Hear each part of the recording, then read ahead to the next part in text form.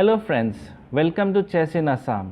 Today we are going to learn the second stage of our chess game, the middle game. This stage is mainly about planning. I will divide the planning in two parts, attacking side and defending side. Let's talk about the points from the attacking side. Number 1, find target. Target selection can be anything, a pawn, a square, a piece, or the king. In other words, we will have to find a weakness in our opponent's position. Point 2, find a way to attack or to take advantage of the target you have selected. Point 3, find the defense and eliminate the defense. Now let's talk about the points of the defending side. 1. Find possible targets or weaknesses in your position. 2. Find the pawn or the piece which can attack your weakness. 3.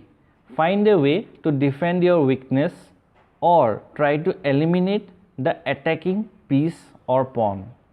Now let's see some middle game examples. So friends, this is the position. White to play. Let's find weakness in our opponent's camp. The rook on h5, the knight on e5, the queen on d3. They are attacking towards the black's king side. The pawn on g4, the pawn on f4, they are helping the pieces to gain strong squares in our opponent's position. If we properly observe the position, the black's king side is weak. So we have got a target, the king side of black. Now let's find some specific targets. The h7 pawn, the f7 pawn, these two pawns can become a possible targets. Now let's see how white is going to take advantage of this weakness in the black's position. To attack, white needs to open up the position. Now, to find the answer of this position or to find the best continuation, you have to know many different patterns in chess.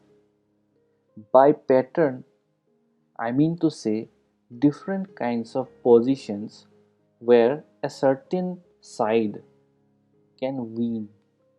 I will not break down this position deeply. I will teach you the basic concept of attacking in this position. So in this position, white will try to open up the position with different means. The first move white played was a brilliant move, which is knight d c4. Very strange move. White is sacrificing a knight to open up the center. Now let's talk about the defending side. In this position, black will be the defending side. Now black has to observe the position, find the threats.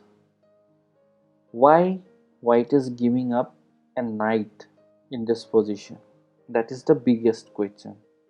So black definitely have two choices.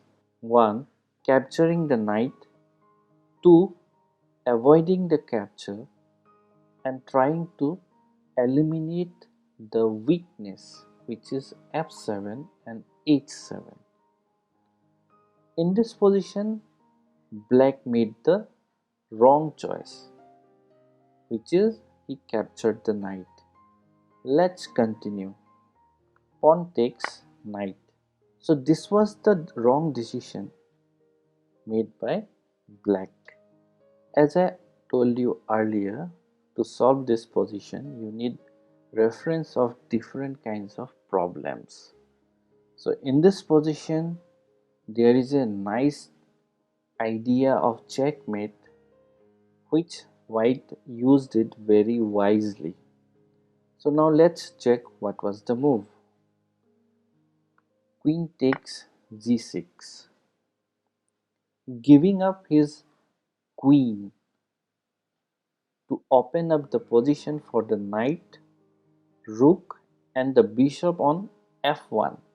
Now black has to capture the queen by the f pawn or the h pawn. What happens if the queen is captured by h pawn? There is a checkmate position or pattern in this position which you will have to find out.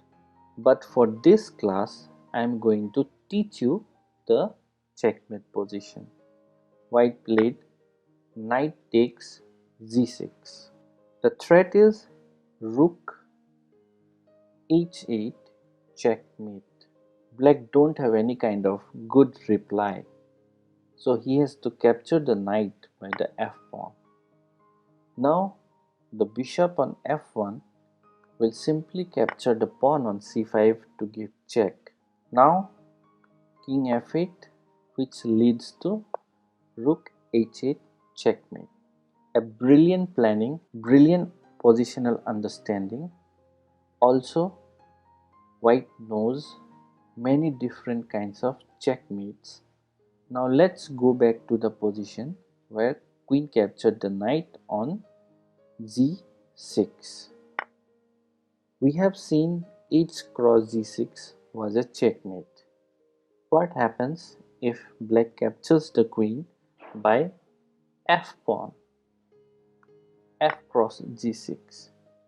The answer is very simple. Bishop cross c4 check. In this position, there are two ideas. Number one, pin, and the second idea is decoying. Let me explain. If the king goes to h8, the h7 pawn is a pin. So we can capture the g6 pawn with the knight without any problem. And it's a checkmate. Now let's see the decoying move. What happens if the king goes to f8? So in this position, if you can see, the rook on h5 can anyhow go to h8 square, it will be a checkmate. But there is a problem, which is the h7 pawn. So decoying means to destroy, to distract, or to eliminate, or to exchange the obstructing pawn or piece for your plan. So in this position we are going to use distracting the obstruction. So we will play knight takes g6 check. Black is having only one possible move, which is pawn takes knight, and we give rook h8 checkmate. This position consists of proper planning, few ideas, understanding of this position, and finally checkmate. This was the middle game position which I wanted to teach you in this class. I hope you understood the second stage of this game. If you have not seen the first stage, the link is in the description. Please follow it. I will recommend to watch that video first. We will meet again in the third stage, the end game. Namaskar.